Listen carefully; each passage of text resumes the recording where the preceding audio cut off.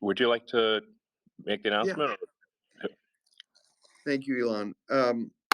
And working with Elon and his team, I'm really excited for our industry and for the Ford customers. We're announcing that in early 2024, all of Ford's existing customers and future customers would have access to 12,000 Tesla superchargers, high-speed superchargers across the U.S. We're really excited about that. We're ramping production, and we think this is a huge move for our industry and for all electric customers. And then about a year later, we're going to be equipping our Fords when we go to our second generation electric vehicles with the NACS interface. So it's really, Elon, I want to thank you and your team. It's been great working with you so far, and I'm really excited about what this means for customers. We've been talking about this for a while, you and I. What are your thoughts? Yeah, well, it's certainly super exciting to be in partnership with Ford. Have a tremendous amount of respect for Ford as a company, and makes great vehicles. So, yeah, this is it's something where we're super happy to support Ford vehicles with the Tesla supercharging network, and also provide API access. So like a Ford vehicle can charge at a Tesla supercharger using the Ford app seamlessly. Essentially, like the idea is that like we don't want the Tesla supercharger network to be like a walled garden. We want it to be something that is supportive of electrification and sustainable transport in general. So, and we're very much appreciative of Ford's interest in partnering on this front. So it is our intent to do everything possible to support Ford and have Ford be on an equal footing at Tesla superchargers. Well, this is a really, really big deal for our customers, because we have about 10,000 fast chargers now, but 12,000. We love the locations. We love the reliability, your routing software, the ease of use of the connector, the reliability of it. I think it's a pretty amazing what you and your team have done for the customers. How are you seeing things in Europe? Because I know that's a little bit different. Well, the Europe spec, it's funny. I actually went to visit the EU Minister of Transport because I was this is several years ago, because I was actually pretty upset about the EU design. Yeah. And honestly, it was somewhat of a Kafka-esque situation, where I was told, well, it was designed by a committee. I'm like, well, we didn't know this committee existed. It's like, well, but you should have known. Like, I'm like, well, how are we supposed to provide input on something we didn't know existed? This is not possible. And it hadn't yet become law or anything. So I was like, well, how about if there's alternatives? Like you can have two, or and but unfortunately, the EU connector is very much a design by committee situation, but we're somewhat stuck with it. In fact, we're not even allowed to have private networks in the EU that have the North American connector. So, but I think it is the team's done a good job, and it's a pretty great connector. So, and if we working with Ford and perhaps others can make it the North American standard, I think the consumers will be all the better for it. So. Yeah. I know you and I've been, talking about what we can do together to advance, the industry and the customer experience. But it became clear to me, I was was on vacation with my family last year in Lake Tahoe. I was driving back, I think, to Monterey, and my kids kept looking at me and going, "Hey, Dad, there's another supercharger. We Yeah. can we stop there? How about there? How about on the I-5, Dad?" I was like, "No, we have to go over here behind this other building." And so it kind of became obvious to me, the job your team had done and what it means for customers. Absolutely. So, well, you know, our goal really is to be helpful as possible in accelerating towards sustainable transport. And that's also like why we open source our patents, and many of our designs are open sourced. So um, we're just glad to be as helpful as possible.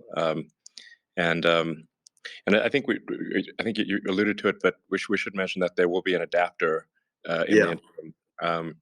So I think we're aiming for that adapter to be in production early next year. I think. Yes. Yeah. Yes. And that's a really big deal because that, you know, I mean, we don't we don't have as many EV customers as you do, but we still have plenty. And for them to be able to have this benefit early next year already and not have to like buy a new car is, I think, a real statement by you and the Tesla team. To be really thinking, prioritizing the customer's experience. So that's really a big deal. And of course, we're totally committed to the NACS interface itself going forward. That sounds great. Um, let's see. Should we maybe take some? We take some questions. Perfect. Let's see. Maybe Farzad. Um, I I have one. I think that's pretty cool. I see, um, which is um, how much it will cost.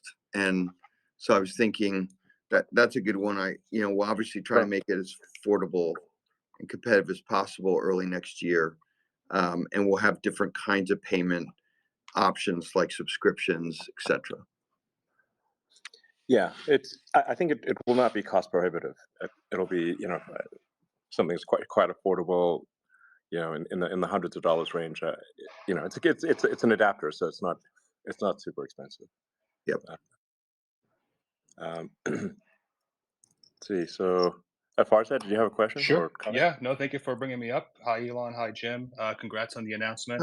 Hi. Yeah, Jim, I just want to give you props. I think out of all the legacy automakers, I really like the leadership that you've sort of driven for Ford, having the guts and the bravery of, really allowing the public seeing the financials for all your business units. I think is quite the Mm. a leadership standpoint that I think should be noticed by the rest of the industry.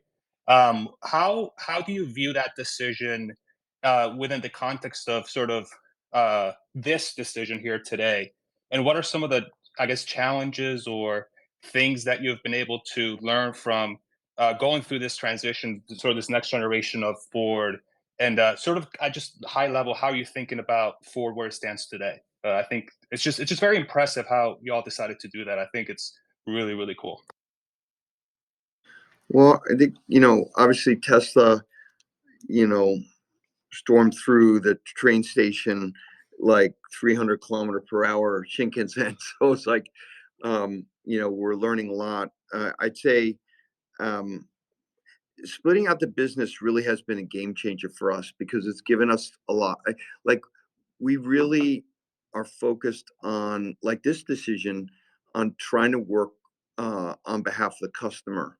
And maybe when it was not broken out, we didn't have that laser focus. I think some of the things that we learned, frankly, a lot of them from Elon's team is, our industry is kind of obsessed with these huge batteries, and I think that's maybe not the right approach. We should make the battery as small as possible, actually, with a really competitive user experience range, but have like really great fast charging experience combined with that, so we don't have to be driving around, $20,000 of extra batteries for customers.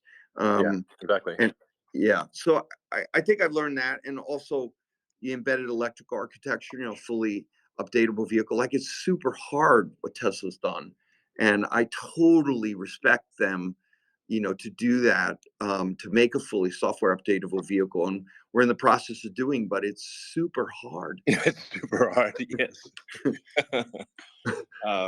Well, I mean, Jim, we're happy to be helpful in other respects with, on the software front. There may be, some, something where we can be helpful there, in the same way that like maybe Android is, helpful to the phone industry as sort of a general standard. Like we could potentially open, I think open source more code, and we'd love to be helpful in any way that we can.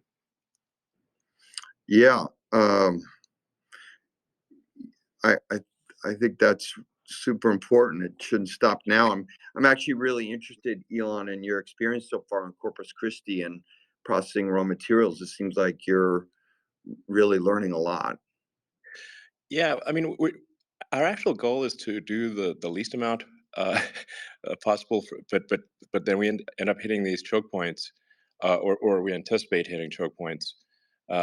So a lot of the vertical integration is really out of necessity. And if we find that there are suppliers that are solving the problem, and there's good visibility into the future output roadmap, then there may be cases where we would redirect those resources from what they're doing to something else, because we got a triage list of problems a mile long. So, but the we did see a pretty serious issue with lithium refining. There's a lot of lithium ore in the world. Like when one looks at the sort of lithium reserves, that's actually a tiny fraction of the amount of lithium that exists. But the processing of lithium, it seems to be a significant choke point. So that's the reason for our lithium refinery that we just broke ground on in Corpus Christi, and then we've got a cathode refinery that's on the same piece of land as our factory in Austin. That's for a nickel-based cathode, and then we're just trying to figure out, like, man, do we need to do the anode too? Hopefully not. But if someone else could please do that, that would be awesome. Synthetic graphite. There's a big market for it. I recommend entrepreneurs. I mean, I see so many entrepreneurs, like, in Silicon Valley doing like a software startup, or sort of chasing the latest thing, but not enough of the talent in North America, I think, goes into heavy industry. And the crazy thing is, like, the opportunity in heavy industry is tremendous. So I just would really like to encourage entrepreneurs to think about things that don't involve, an app on a phone, basically. So apps on a phone, we need them, but, like, I just think we have an over allocation of talent towards apps on phones. Coming from Ford, I totally agree with you. Yeah, totally agree. It is super hard making cars.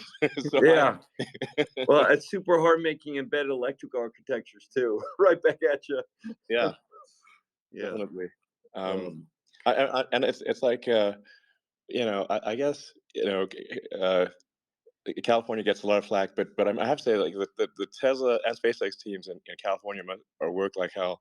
We run the Fremont plant 24/7 in the Bay Area, and the output at sort of on a Sunday morning is about the same as on a Monday afternoon. And then I was like, well, do we have quality issues maybe that are differential? Because, like, who really wants to work at 4 a.m. on a Sunday? You're right, but actually, no, it's slightly counterintuitive. We actually, I mean, look, quality is always a challenge. It's always a challenge, but actually the quality is slightly worse on a Monday than it is on a Sunday night shift, which is counterintuitive. Oh my God, that's interesting. It is. I know. I'm getting some questions about all the existing Ford chargers, yeah, the everything will still work. So Hey Jim, hey Elon. This is Sergio Rodriguez out here in Monterey, California. So I am absolutely shocked to see this partnership go down. I am impressed as all can be. I mean, if anybody knows me, they know that I'm completely shocked right now. I don't know where north, south, east, west is right now, but I appreciate the fact that there's going to be a movement forward in as far as this electrification, and that way we can get these naysayers that are out there that feel that range anxiety is limiting and people can't do this and people can't do that. My question goes to, how is the charging speed going to be for us Fords on your network? Are we going to be able to charge at our full capacity? Because I know that with the Magic Dock, when I tested it, it was throttled back a bit. It'll really be at whatever the physical limit is of the wiring, and so we'll make sure that the adapter is not the limiting factor. So it will, and the supercharge will not be the limiting factor. So it would really be anything that's on the vehicle side wiring. But we'll certainly go as fast as the vehicle battery will allow. So it's certainly the Tesla intent to make this a seamless and positive experience for Ford owners. perfect. That's great. Thank you. Thank you, Elon. I know we're getting the end of our time, but I have to ask you. For my podcast, I talked to Neil Antipas Tyson, and we were both deGrasse Tyson, and we were both kind of wondering, where is the Tesla Roadster in the universe right now? Because I have a feeling like you track it. Well, I have to say, for everyone out there who has a reservation on Tesla Roadster, I'd just like to say thank you for your patience. Because we are certainly testing the patience of the new Tesla Roadster customers. I'm actually in the studio here with our head of design, actually, and our head of vehicle engineering. So Lars and Franz are here. Lars and Franz are here. Lars and Franz are here. So we're actually just looking at so we're hoping to finish the design of the engineering of the new Roadster this year, and hopefully reach production towards the end of next year. I mean, I do want to emphasize that this is financially sort of a small potatoes situation. It's not going to move the needle in a major way financially. So I've characterized it as it's not even the icing on the cake; it's the cherry on the icing on the cake. But it's still it'll be a really really cool thing, and there's something poetic about we started off with the Roadster, and we're not going to end with the Roadster, but but it's nice to have it rhyme and come back with a new version. So where's the one? Where's the one in space? Like, where? How far out is it? Well, there's actually somebody maintains a website called whereisroadster.com. Oh, really? Yeah. So at any given point, you can see where it is. But we ran the sort of orbital calculations forward about 10 million years, and it did not appear to hit anything for the next 10 million years. So it's never know when something might come out of nowhere, but it'll be there. In theory, it'll be there even after the pyramids have eroded. So it's a long term. The aliens, if the aliens come in the future, they were like, hey, what's this thing? And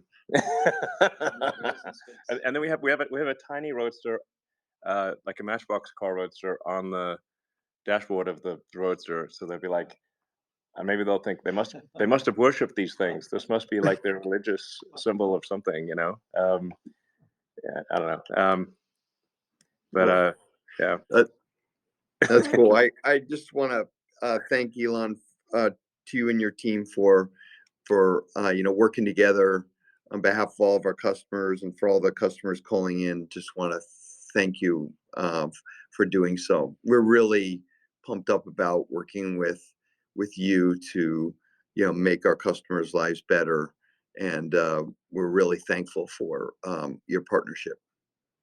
Likewise. So it's an honor to be working with a great company like Ford, and so yeah, it's looking forward to doing perhaps more in the future.